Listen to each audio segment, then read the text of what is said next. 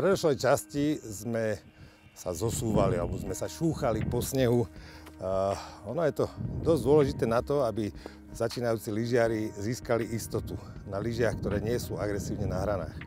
A toto keď sme dosiahli, keď vieme pravidelne, rytmicky jazdiť krátke oblúky zosuvné, keď vieme jazdiť s dobrým zvýšením a znížením s používaním palíc oblúky dlhé, tak sa môžeme pustiť do ozajstného carvingu, kde už sa dostávame nahraní do športovej, agresívnejšej jazdy, kde už naozaj tie vaše skúsenosti a vaša stabilita na lyžiach musí byť dostatočná, aby ste toto zvládali.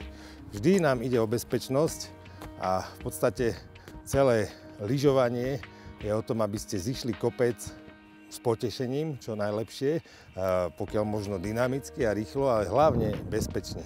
Čiže teraz už môžeme obmedzovať alebo spomalovať jazdu len tým, že vieme presne zatáčať, presne meniť smer, že vieme lyže dostať tam, kam chceme.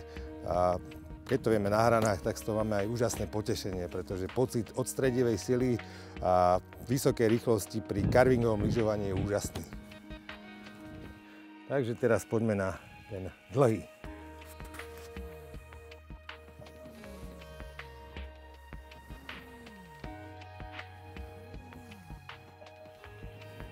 Rozdiel medzi dlhým oblúkom a krátkym je v tom, že tu opäť prichádza k tomu, že telo, vrchná časť tela je zafixovaná. Prácou nahor a nadol sa sústredíme hlavne na to, aby lyže boli vedené nezávisle od tela, pod telom, aby vykružovali pravidelné oblúčiky. Snažíme sa stáť dostatočne vpredu, aby sme využili celú dĺžku lyže, aby nám lyže naozaj zaberali od špičky. Poďme si to ukázať.